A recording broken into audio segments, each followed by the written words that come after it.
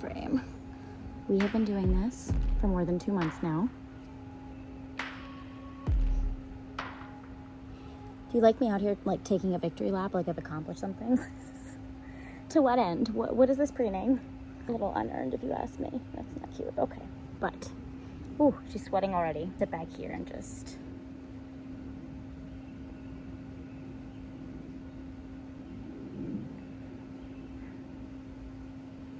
That's really nice. I want to be so clear that I've had so much red wine over the past 3 weeks.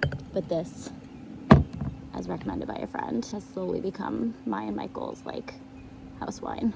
We haven't had that in a while. And a house wine, at least by our really little, we don't know shit about shit definition, is something we open up when we are feeling casual and fun and like we just need to take a beat and like nothing's a big deal and everything's going fine. So that doesn't take me right the fuck back. I don't know what does. Anyway, let me finish the fucking thought. We've been doing this for 2 months now. As I had hoped, things are very different than they were about 2 months ago. I cannot stand this. I do the whole episode like this. Some like Illuminati shit or something. I don't know. It's not a funny joke. Okay. 2 months, bite back, of vlogging, whatever we're calling this. A lot of progress has been made physically. Thank God. Thank God. Thank God. Oh, it is Monday at 2:15 p.m. I do need to go get my daughter from daycare in about an hour and a half. So we're gonna, maybe 2 hours, depending on how this goes. We're gonna see. Physically, I am night and day from where I was when I put out that first episode about 8 weeks ago.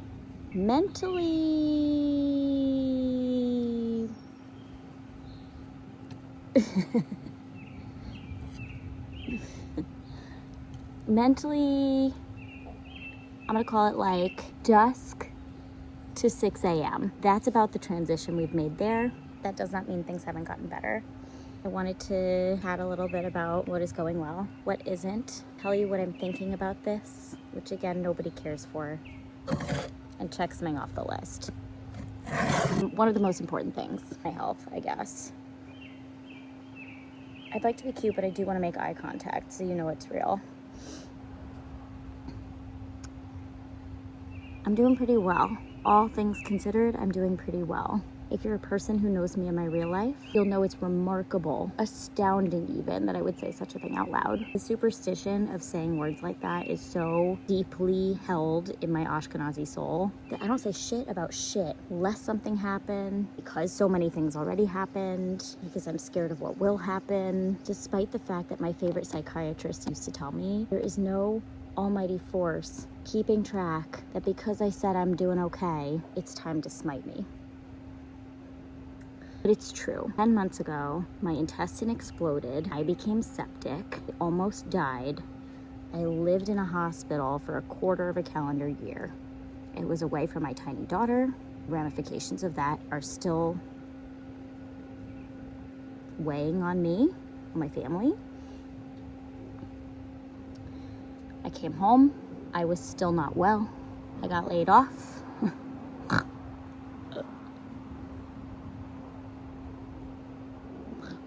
That one still really gets me. Everything went to shit all over again because it was never quite right to begin with. We went back. We had more surgery. We woke up. I came home. I got diagnosed with short gut syndrome, meaning really and truly and finally, there's so little left in there.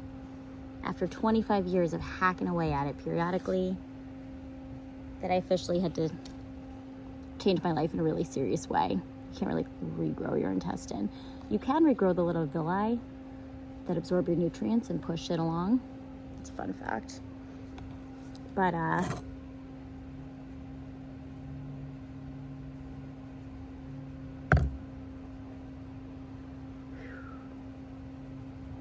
you know, everything was different all at once. Everything everywhere all at once fucking sucked. I started the Substack, the writing, really not in an attempt to monetize, not yet. I clearly, like, looking back at some of the earlier stuff I was writing, was not in the correct headspace to be putting myself out there professionally. That really only has become the case, I would say, about 2 months ago. And even 1 month ago, I would say, has really been the threshold of like, am I physically capable of, one, getting myself to a job interview, and two, behaving like a normal person in that interview and not like a traumatized shell of a human who could only talk about what was happening to her and did happen to her. Like that was the threshold. And like, finally we tiptoed across, I'm gonna say, in early May. I also weighed 85 pounds at the time of that first Substack blast. I'm not gonna tell you what I weigh now because I don't think that's healthy for people listening, but I've been working really closely with a nutritionist. I'm working very hard to get some of my strength back. That's going okay, and that's a good sign for people with short gut. It's something I will have to watch forever now because I'm still pooping all the fucking time. I tried to gain weight with clinically chronic diarrhea. No small feat, my dude. But I'm doing it. If not me, who? You know? Take a look back at some of my previous work, and that comes as no surprise. I think what I'm trying to tell you is I can squiggle my way around it as much as I'd like, but I'm so much better than I was. And that is so scary and so good.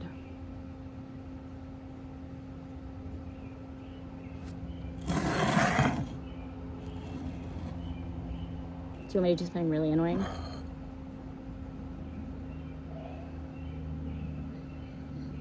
It smells like rotted cherries in a fruit punch fruit roll-up.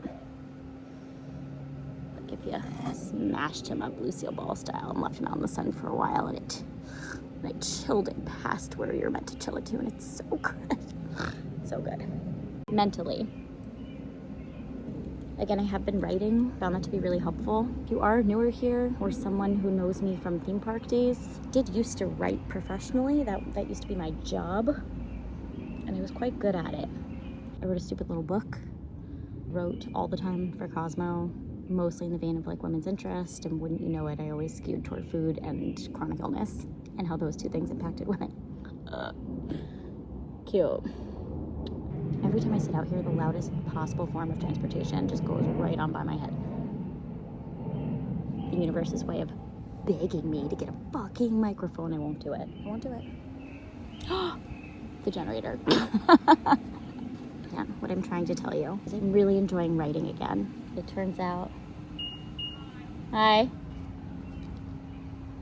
Not me looking at my mom like she's fucking nuts when I'm sitting here drinking in the yard. Again at now 2:30 on a Monday. She just sat there like, hi Newton, you need help, bud? You know about Stanley, but have I told you about Newton? He hasn't cracked the stairs yet. He is about 4 years old. We love that for him. He's doing good. We make progress. Sometimes he goes down, but he forgets how to go back. It's not my business. I've really enjoyed writing. I find that I'm unable to write about much other than medical PTSD and anger. I remain paralyzed with anxiety and indecision. Again, that anger. I know I talk about it every week, but I'm mostly so angry at my former employers. Which again, as I wrote about last week in my Substack, therapist tells me is great news because she thinks I'm physically now in a place that I'm actually able to unpack some of the shit that has happened over the past few months, and that I'm always going to get sick. For as long as I have been me or remember being me, I'm a person with Crohn's disease. So that part's not surprising. I can be angry at my body for doing the thing it is always going to do, but I'm not. I'm more scared of it than I am angry. More uncertain. More sad. I'm sad. Like pears that you just poached incorrectly. It's so good. Losing my job on the heels of near fatal sepsis, when they knew my husband was out of work, and that I was going to be unable to search for a very long time. I find myself stewing about that a lot, and the things people said to me on the way out. Very scary butterfly. That's like an oxymoron, but that thing is scary. I don't like it. And I worry, my anger about other things happening in the world just kind of sits there and fuels the layoff anger. And again, I don't want to be that way, and I am becoming less so. I hope it's apparent that I'm trying but the anger and the anxiety, anger about the job, anxiety about learning to live with a whole new set of disease obstacles after being very comfortable in my previous ones. Those two things I really struggle with still. I'm starting to push past them sometimes. I'm proud of myself. My hair doesn't look any better than the first time we talked about this. Oh my God. Still like very much in the market for like medically fried hair care tips. I'm gonna chop it. It's like a chronic illness girly rite of passage. Just like chop. Not mullet again. Chop. Also tattoo. We'll discuss it at a later date. We'll discuss it at a later date.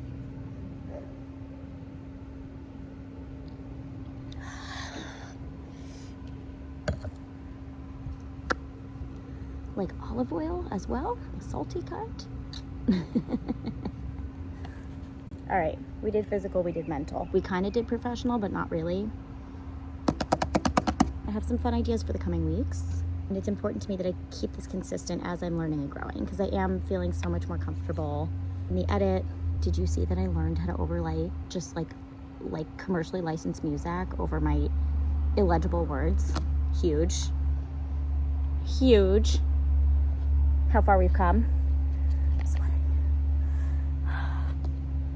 I've been thinking so much about, yes, what people want from me, because I think it's important to think about that at this weird in-betweeny juncture, but also about what I'm actually good at doing. I think that's what keeps me up at night, as I worry that like this very formulaic, like I didn't eat, now I eat. Mostly, I poop a lot, still, it's a whole fucking thing. Here's me eating a thing I said I was gonna eat, thing is formulaic, and that combined with this like lack of technical skill set is just like, ugh. Stanley, this one doesn't struggle with the stairs. Oh, here he comes. He's like, why are you drinking at 2:45 on a Monday? What the fuck is that all about? Should I worry? He doesn't care. Hi, bud. Like an apple stuck in my throat. Not my face getting Epcot red. You know we've aged. I'm not going anywhere or doing shit. And I still look like I ate my way through a theme park.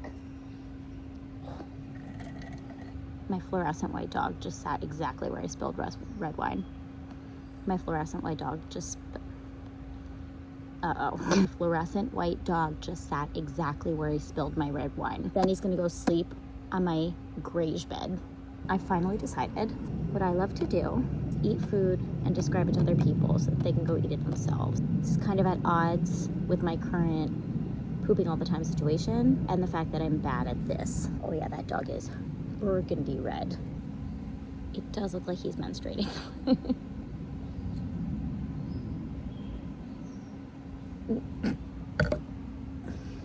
What I think I'm gonna make, oh no, my father's here now. Oh no, he's be like, what the fuck are you doing drinking on the patio at 3 p.m. on a Monday? Oh no, he's sitting down to... He didn't even clock it, it's fine. I'm gonna sit here talking at full volume. It's fine. Okay. Raj. Okay. Well, maybe he would drink with me.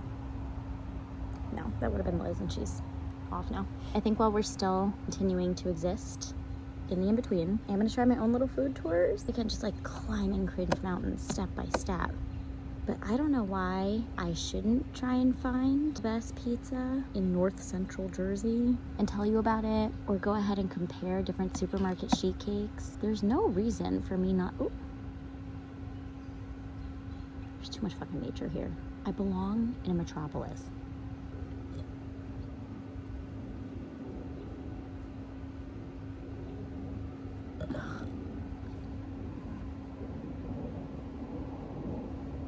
Balsamic glaze, and I love it. I think rather than attempting to like check things off a list, which I will still do, just maybe in like a shorter form capacity. Find me on TikTok, like I don't know. I just wonder if like curating these little food tours for myself where I can describe food in the way I'd love to describe it and I know I'm so fucking good at would be a fun in between for me. While I am interviewing for real jobs, I'm finally getting a few bites. Again, not another thing I would have ever deigned to say out loud months ago, because I'm so superstitious and convinced nothing will happen. But to be clear, this remains an unmonetized venture and I have to find a way to make money. So I'm really happy I decided to do this. I hope it grows. I know also I'll feel better when it starts to grow, which again is like this sickness that like media has like drilled in so deep to my brain that it's inextricable forever. Relatedly, if I ever get a job again, you will never see it in my Instagram bio. Like, we're done with that. We are going to attempt like church state separation there, and I'll keep doing this shit on the side. I'll make sure of that contractually, like whatever, unless again someone wants to pay me to do this full time. Like, I'm not doing that. What a weird slew of back-to-back emotions that is like trying to do a thing on your own, because I am always embarrassed and always a little bit proud of myself. Dehydrated too.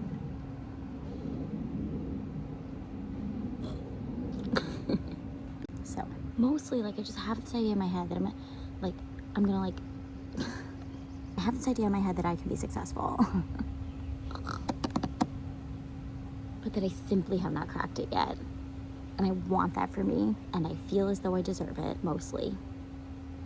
I feel ready to, like, receive it with open, angry arms.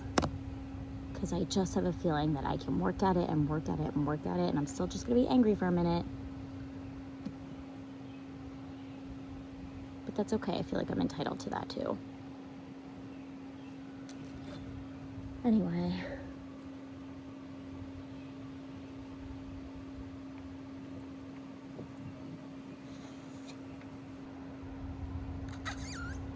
Like I swallowed cardamom dry. It's great. Check it off the list.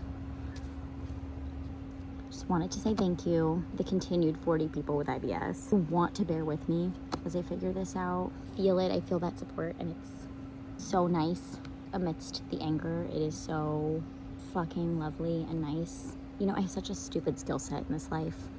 I think about it a lot because I live with a doctor who's actively changing patient care for sick children and like leveling playing fields and making care more accessible and doing legitimately impactful things. And I find myself here drinking on the patio at 3:20 on a Monday, seemingly only with the ability to one, like grow a brand's metrics via like I'm very okay, great, and two, only being able to talk about what I haven't been able to accomplish but I want to, like, and that's not doing anything for anyone, myself included. And so if the way I can most legitimately actually do something that actually helps people to talk about shit like this, if I can speak about the impossibly far-reaching depths to which a chronic illness can fuck a person up, and help other people feel like articulate that in some way that's helpful. And relatedly, oh no, my dad's listening to his voicemail on speakerphone. Hang on. I am gonna like walk up the stairs, and then that only then will he realize that I have been here the whole time. And I do wish I could record that. Not going to, but it would be fun for all of us. If I could do the first thing and the second thing, that just helps kind of curate in a slightly more tangible way joy related to food for some people, because I do believe food to be, I'm not going to cry about it, but like one of life's greatest joys that we all deserve to go all the way the fuck in on in whatever way we want. Like I feel that in my heart and soul. Oh, I'm sweating. If I could do one of those two things, but ideally both, like maybe that's my thing, while taking down the media industry from what they're just kidding. I'm gonna stop drinking, prepare to be a mother. Maybe we try this again in 2 months. Just an every 2 month check-in. I can tell you about my hair growth journey and how non-existent it is, about my self-esteem issues and my dysmorphia as it pertains to catch up about all the not fun stuff and hopefully more fun stuff too. It would be nice, I think. Or again, we will agree to abandon ship completely and no one ever talk to me about this ever again. We should have a safe word. Like I say, turkey leg, and we just wipe this from the internet forever. And we can just all go back to being happy with shit I did like so many years ago, and that's it. Okay. Did I say check it off the list? Ooh. Check it off the list.